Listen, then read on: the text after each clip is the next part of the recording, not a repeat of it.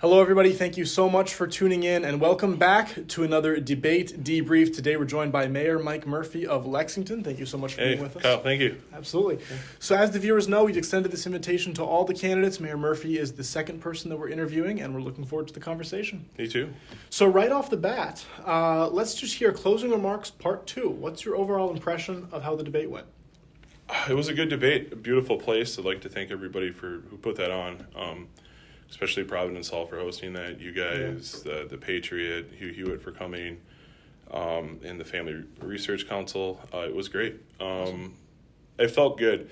You know, one question that hit me pretty hard in the gut was the faith one. Obviously, I discussed that with reeling with the death of my mom still has me questioning a lot of things, but that's normal. Yeah, and that was a uniquely human moment. I mean, we don't see that very much on stage from candidates, and it was a very humanizing moment of vulnerability. It was, yeah. I called an audible in my head at the last second because I was like, okay, I've answered this question 100 million times.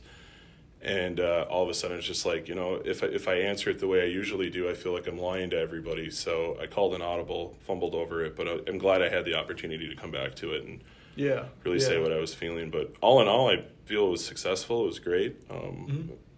People responded to me well. I got good compliments afterwards. And sure. Of course, the liberal media picked it up, as you know, and yeah, that first question right out of the gate. The first question we heard was about, as the viewers remember, election fraud. Hugh Hewitt asked if you guys believe in the results of the 2020 election effectively. The national media's run with that, saying that Minnesota Republicans don't trust the electoral process. Mm-hmm. It hasn't been a great look for anyone who was on stage. What are your thoughts about that question?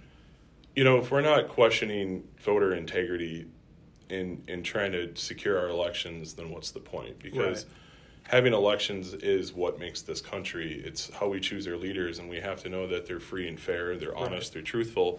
And if there is any question of voter fraud or any malpractice with the elections, we have to investigate it and look into it. And I want to clarify one of my points, that there are statements that I made because I said, no, I can't pinpoint the evidence, because I can't.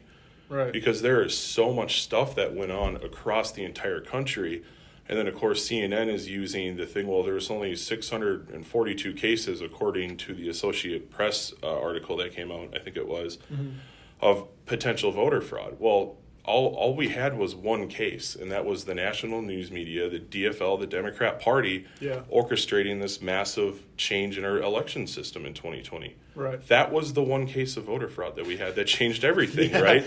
Mail-in balloting, absentee signature verification, removals, literally putting ballot boxes in street corners where people could just dump ballots in, people receiving mail-in ballots 5, 6, 7 times, dead people on the voting rolls. I mean, there's a lot of stuff. Zuckerberg pumping $350 million into the election. Yeah. So that's the one case, and it was orchestrated by one organization, and that was the Democrats and the radical left. Right. The other cases, are just probably general, everyday cases of voter fraud that people are doing.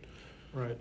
Do you think this will continue to be an important issue when somebody gets the nomination, they're running against Governor Walz? Because it seems like the liberals like to use this as an attack avenue, and conservatives are just trying to say what you just said. Look, we need to ask these questions, but as soon as you ask the questions, they call you a conspiracy theorist. How do you plan to address that if you're facing off against Governor Walz? Yeah, well, I'm really hoping that we have more evidence come out, that we have more facts.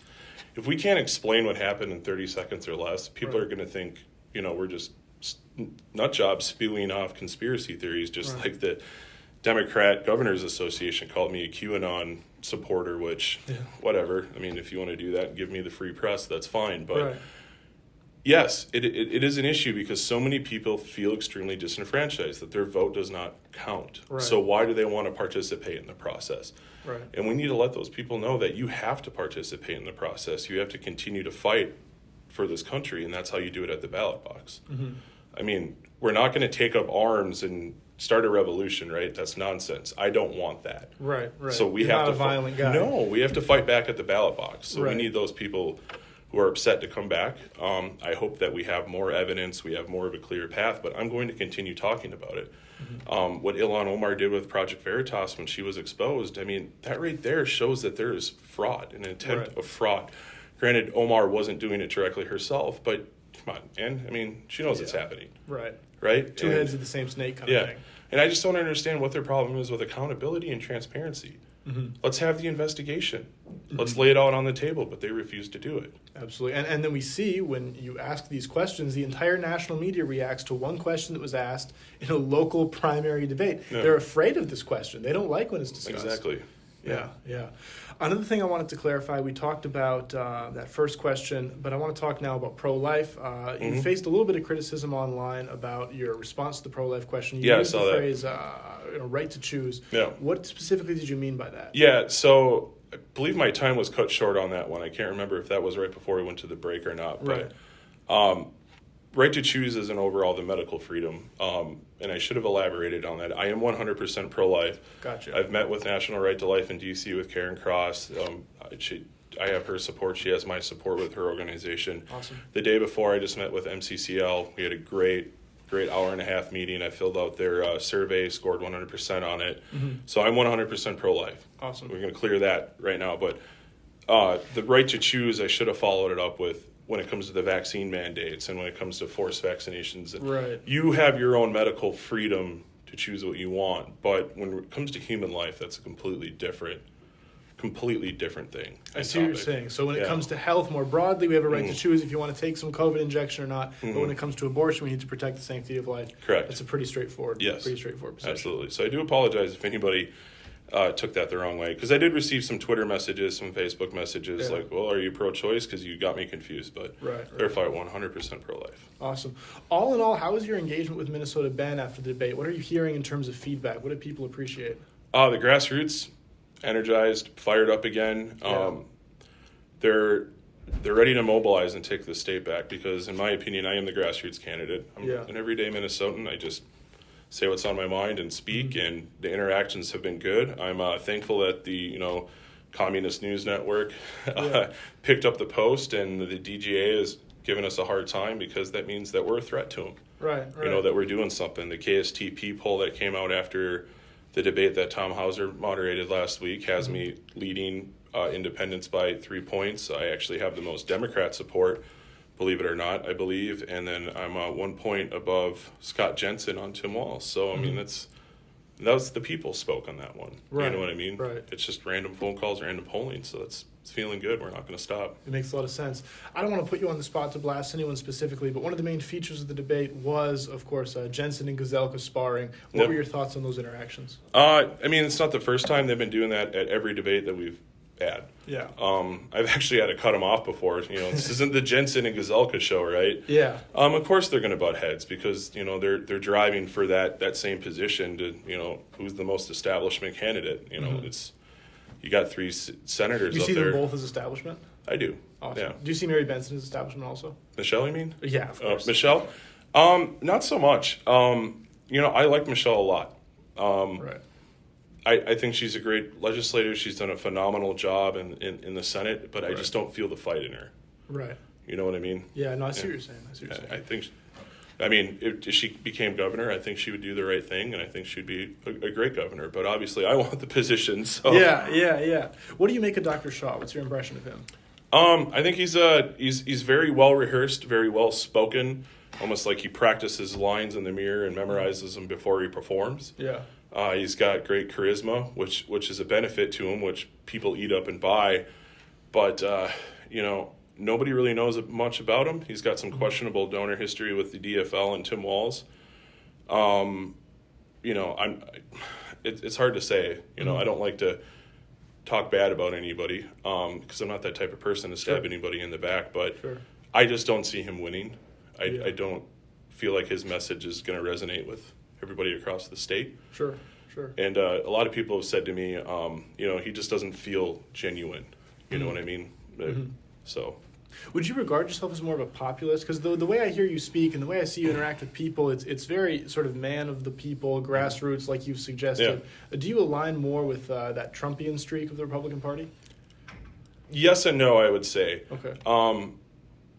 I love President Trump and what he did for our country. Yes. But at the end of the day, he's a billionaire, right? He's always had that mentality, the populist mentality, which is great. And he did great things for our country. He really did. Energy independence, the lower taxes, fighting back against, China and Russia, and all the countries that hate our guts. But I don't want to be a populist leader. I don't think we should take our elected officials and put them on that higher pedestal that they're kings and leaders and we have to bow down to, and we're just everyday folks that are elected to represent the people. And that's exactly what I want to do. Yeah.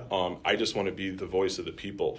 That's it. Yeah. And I want to listen to those people. Right. And I want to, help out and spread their message. And so yes and no on the Trump question. And, if he wants to endorse me, I think that'd be great. Phenomenal. I'll take it. Yeah, absolutely. All day. I went to every rally that he had here. And, he's a great man. He's a great president, great leader for our country. And he really woke us up. For sure. One of my favorite. He definitely changed the direction of the conversation. Did. And one of his best quotes that I love is, they're not after me, they're after you, and I'm just in their way. I love that. Yeah. You know what I mean? Yeah, and that's exactly it. I mean, he exposed the crime and corruption of the big media. Mm-hmm.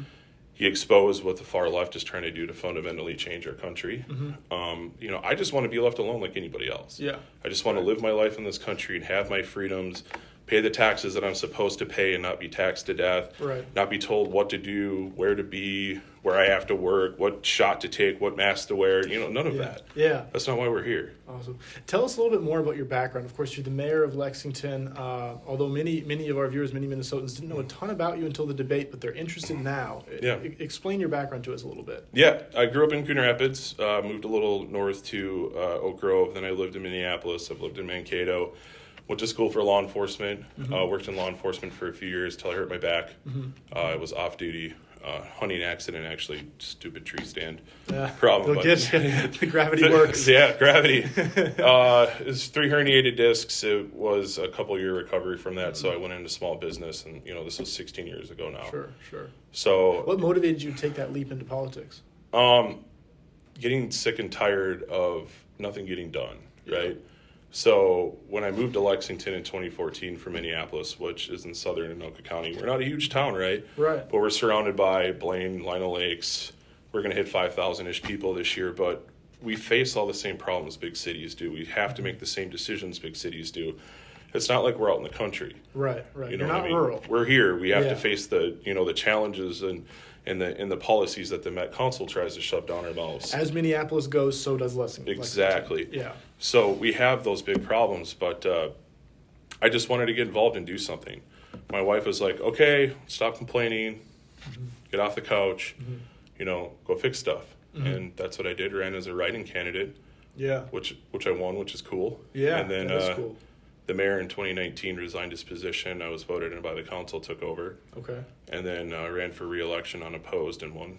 Awesome. Obviously unopposed, but but nobody wanted to challenge me. But we've done good things. Second Amendment Sanctuary City Resolution. Tell us about that, because you mentioned that. How does that work?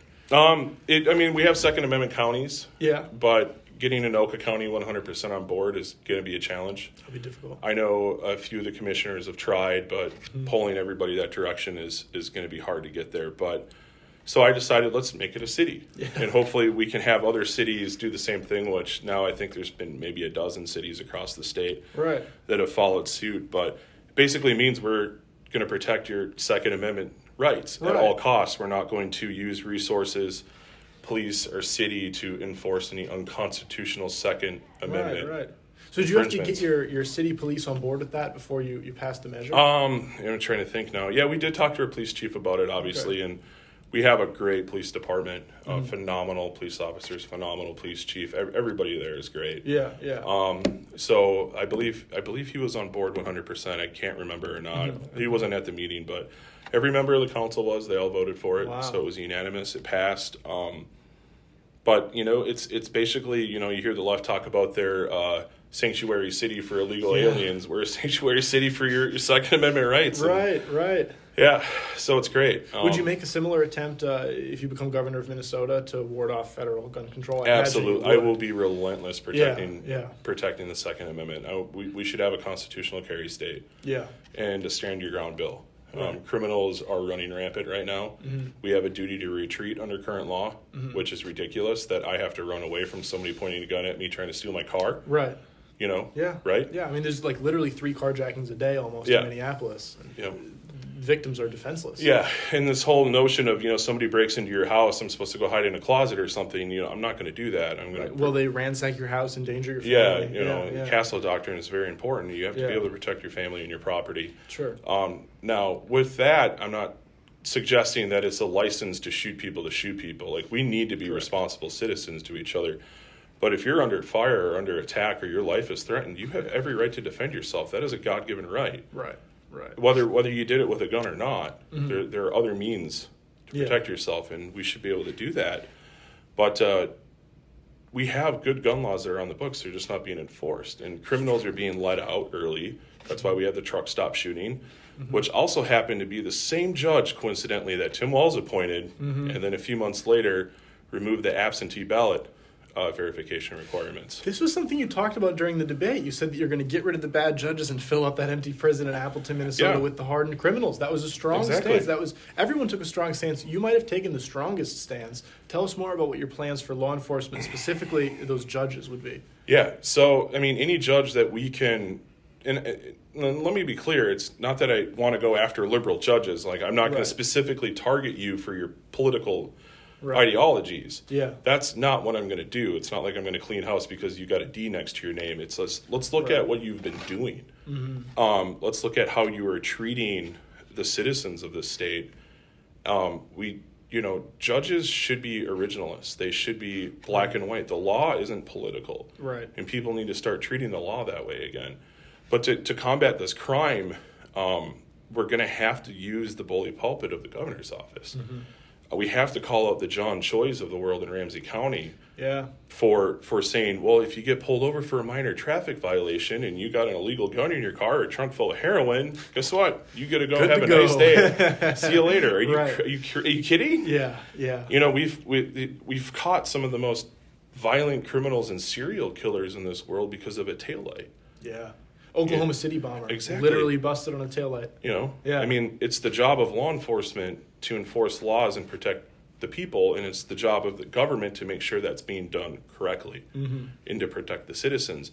And allowing these criminals to continue to roam free makes absolutely no sense. It just creates another wedge, another course of anarchy and division while they're doing all this other stuff in the background, or they're using COVID as a driving force to create more division and anarchy. It never stops. Never stops. And law and order shouldn't be a political issue. It should not be a right-wing issue. I agree. Everybody should we all thrive better under law and order. We do. Yeah. We have to have a civilized society. Absolutely. And when we're civilized, we're all working together. But right now, we're so at each other's throats. Republicans are mad at Republicans, and independents are running around going, hey, I have a voice too, but nobody's listening to me. And then you have the Democrats and the far left and the far right, the 1% on each side are making the most noise. Yeah. You know what I mean? It's very frustrating. And it is. And, the people in Minneapolis are sending letters to Walz, send in the National Guard, State Patrol, help us. They're not doing that. Right. I don't know if you got a chance to watch one of the videos I put out where we clipped together some of the news clips from this past year, talking about the murders and the shootings and the letters that people have sent to Governor Walz and begged them for help. And it's just, he's nowhere. Yeah. Absentee governor. Yeah, and so is Keith Ellison. He's our chief law enforcement officer in the state. Yeah. Where's Public Safety Commissioner John Harrington? He's the top cop. Where is he? Right? I was downtown when Minneapolis burned, and for 36 hours it was completely unopposed. It was fires and gunshots and people dying and people stabbing each other and people losing their generational wealth as their businesses are burned down. And the governor was absent, Keith Ellison was absent, the police in large part were absent. It was very tragic.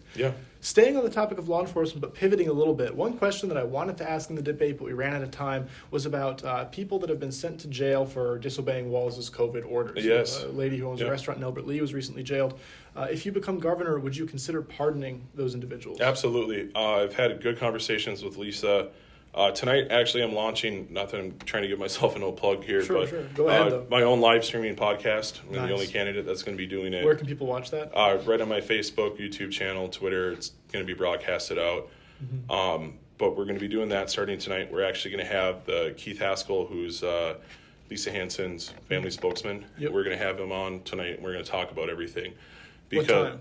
7 o'clock tonight. That'll be very interesting. Yep. So the link's already up on my Facebook and YouTube. So Alpha News wants to share it. That'd be great. No, that'll be very interesting. Yeah, but so we're going to talk about that because that was an example of a bad judge and a bad prosecutor. Right. The prosecutor asked for 9 days. She ended up getting 10 times that. 90. Yeah.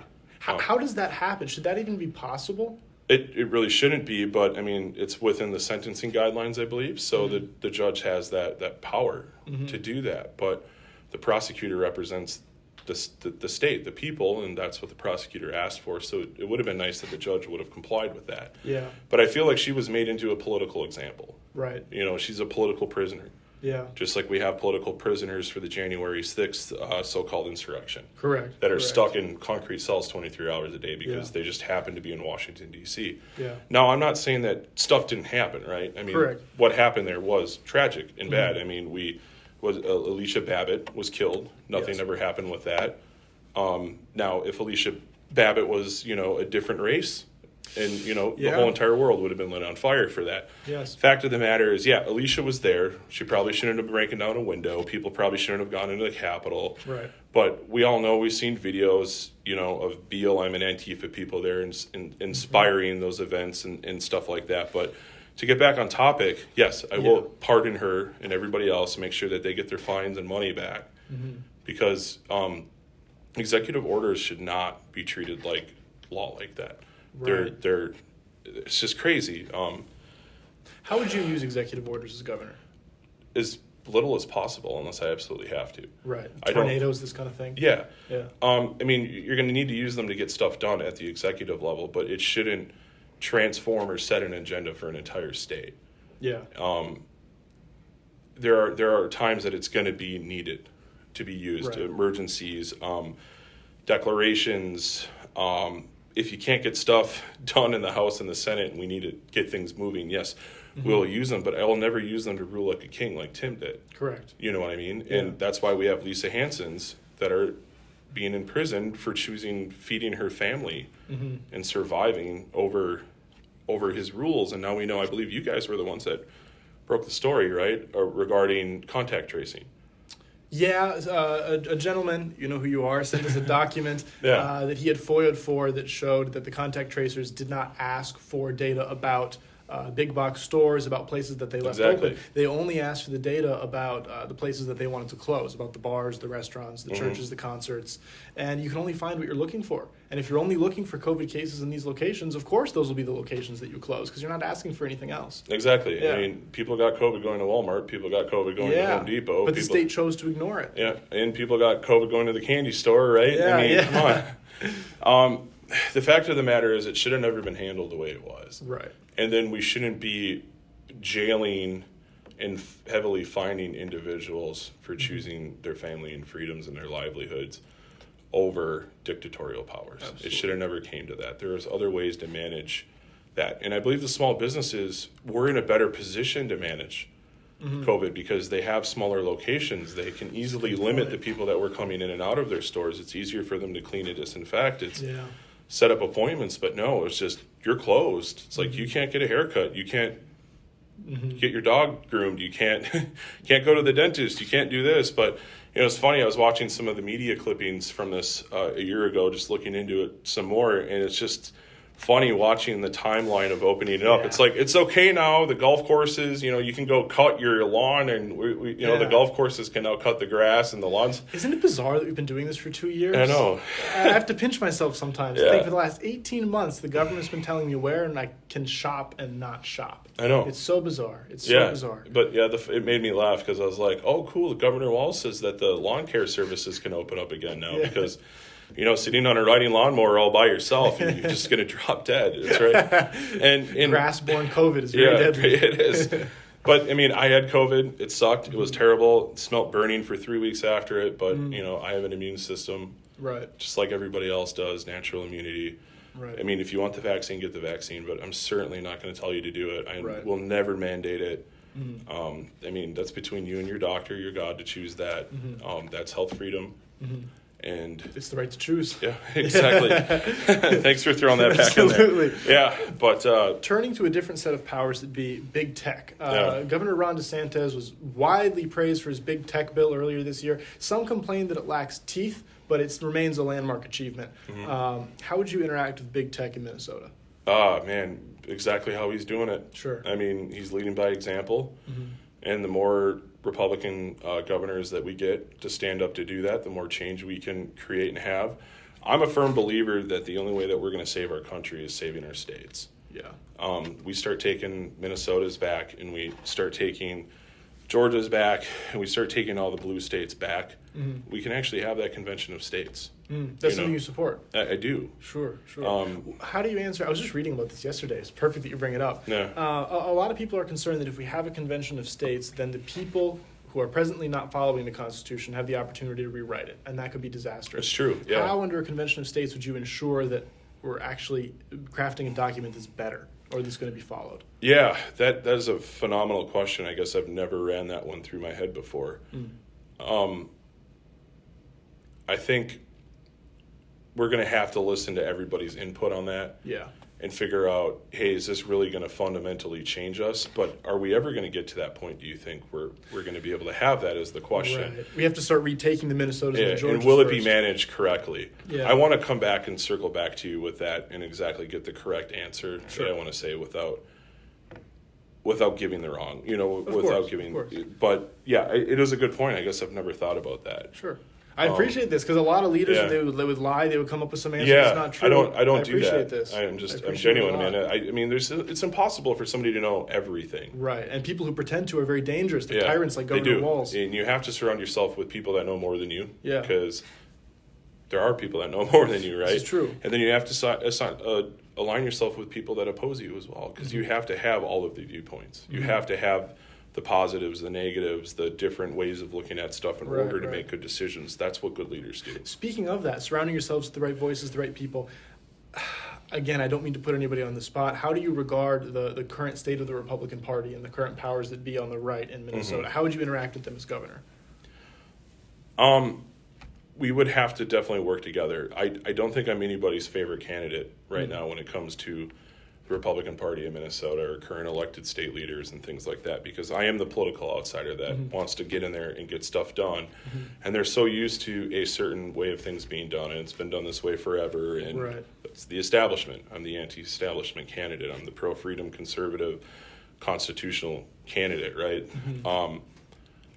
I don't dislike anybody. I'll tell you that right now. I'm not enemies with anybody. I'm not out here to make enemies with anybody, but I'm also here not to make friends with anybody. This is the benefit of being an outsider. Yeah. You don't have long-standing allies, but you also don't have entrenched foes either. Exactly. Yeah. I'm not doing this to bump elbows. I'm not doing this to make a name for myself. I'm not doing it for the perks. I could care less about the money. I'll probably donate the governor's salary anyways because I'm not motivated by it. Yeah. I am not motivated by it. Right. I don't care. Right. I want to fix my state. I love it. I don't want to move to Florida's or Texas. I don't want to do that as much as I like warm weather and the beach, right? But I still love ice fishing. Isn't it so depressing? No, we've got these people that are legacy Midwesterners, and they're having to leave their home region, their home state, their hometown, uproot their families to go find a little bit of liberty somewhere else. No. It's so depressing. Yeah, it is. But I do have faith. I do have faith in our new chairman that he's going to do the right thing. He's going to get us back on track. Yeah. He's, he seems like a good guy. We interviewed him earlier. He seems like a solid guy. I've only met him a handful of times. Obviously, we don't really know each other well, but I mean, when he was a legislator, he did good things, and he's got a good conservative rating, if I remember correctly, with the ACU, which is important. And I think that he's the man for the job, and I think he can really get this back on track. It's all about messaging. It's all about timing. It's all about strategic planning in order to win this. It's just we can't just go in there and start throwing stuff at a wall and hope that it sticks. For sure. So I got to ask some questions on the debate stage. I got to ask some questions here. Is there anything that you haven't been asked yet that you'd like to express before you wrap? Man, I can't really think of anything. I think we covered pretty much all of it. I hope we can come back and sit down and do this again. That would be great. Yeah, our doors are always open to any of the candidates, to any Minnesota Republican or liberal or Democrat. Anybody who wants to come in and talk, you're always welcome. Yeah. Awesome. And, actually one comment I would like to make is, again, thank you, CNN, and thank you to the DGA for turning me into a villain. I appreciate the free media attention. It means a lot to me. Absolutely. All press is good press. If I could play you back some of the voicemails that I've received today from people,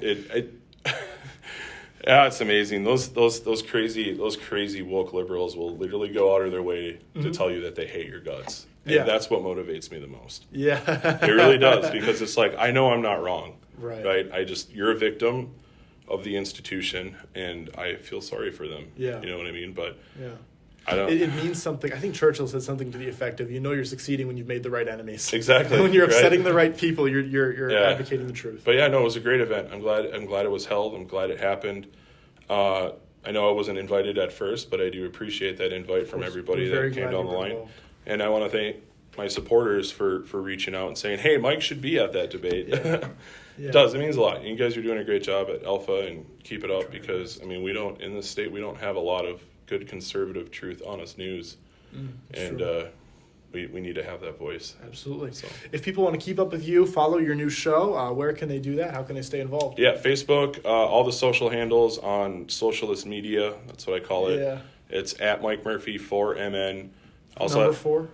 FOR. Okay, at Mike Murphy FORMN. Yep, and then website's the same thing, MikeMurphy4MN.com. And then sign up for my emails. It's usually the best way that we like to send stuff out. I don't like to spend a lot of money with Zuckerberg on advertisements and stuff like that. I don't want to give him any more dollars. Right, he's got enough bucks. Yeah. Yeah, and we could always use donations too as well. So your support there would be great. We are the grassroots people, and we're getting donations. Fundraising's good, support's good, everything's growing. But volunteers, delegates, anything like that, we're growing campaign. Of course, Mayor. Thank you so much for being with Kyle. us. Awesome.